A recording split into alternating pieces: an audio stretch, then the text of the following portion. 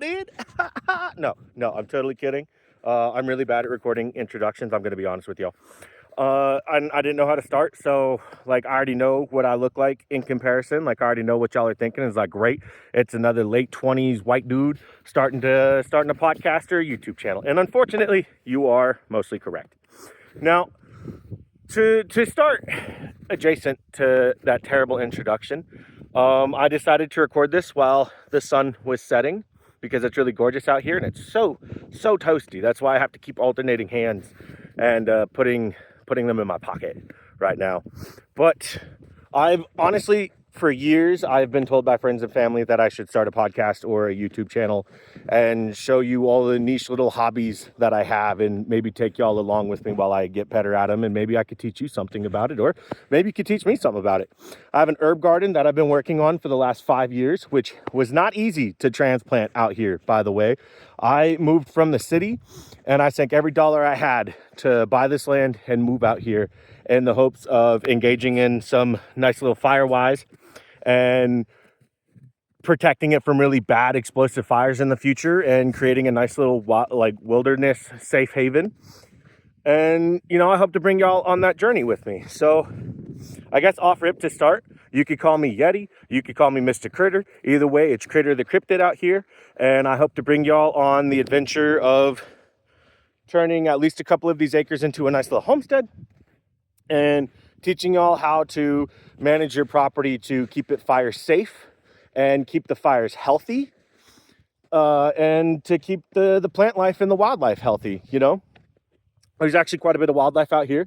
I've had wolves cross through here. I've seen cougar tracks. I've seen black bear tracks. According to neighbors with trail cams, they've got moose on the trail cam. I've had elk cross through here, deer, coyote. There's always coyote. But outside of that, there's a flock of like 20 to 50 turkeys that come through here from time to time. The most aggressive animal out here is actually the ground squirrel. Don't let anybody trick you into thinking otherwise. That's why I carry this guy specifically for ground squirrels, because they are hostile. Anyways, I digress. The point of this whole channel is to maybe bring awareness, maybe educate y'all, maybe get educated more. Maybe y'all will have some good input for me. But to start, I'll tell you a little bit about the plant life I have out here. The one that I want to talk about the most is all the mullein. It's super invasive out here. Doesn't belong out here at all. And with that being said, it does have a lot of medicinal properties to it, and it can actually be utilized and used for a lot of things. And as I go through and pull it all up, when it starts growing during spring and summer, I will gladly show y'all videos, or I'll make videos to show y'all how to properly use said mullein. Anyways, outside of that, the natives to the area is the ponderosa pine, which has pretty bright orange bark. I don't know if you can see that. And it has really long pine needles. Now, ponderosa pine, you can use the sap. You could harvest the sap and you can mix it with like beeswax and olive oil, and you could turn it into a nice little topical salve, which is a good moisturizer, or you could put it on wounds, which will help keep bacteria out, and it's also a nice little antifungal. But outside of that, you can't like ingest it or anything. It's actually super toxic in that regards to people. The other type of tree I have out here is tamarack or larch, which you can use the bark. Obviously the mature ones, the one I'm showing you is a bit of a sapling. But you can use the bark for bark tanning hides, which I will gladly make videos on that later. And the best way to tell that it's larch is, well, it's alive, but it doesn't have any pine needles on it because it's the only one that loses its pines during fall and winter. The only deciduous tree I have out here is birch, which is also the only hardwood I have out here. And that's on the other side of the property. Unfortunately, about half of them are dead. So I'm going to fall the big risk ones, and I'm going to leave the others up as snags for the woodpeckers in the areas to help keep the environment healthy out here.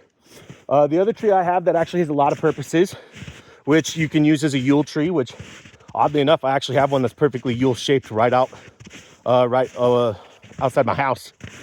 And yeah, so let me show you a little bit about the Douglas fir. Sorry, I have to like walk all over the place to get anywhere out here. But this is Douglas fir. Smells good. You can use it to make sodas. You can definitely harvest the sap. It's really good salves. You can use the pines to make nice little bundles just to smell like you're burning down a forest, I guess. But don't actually burn down the forest.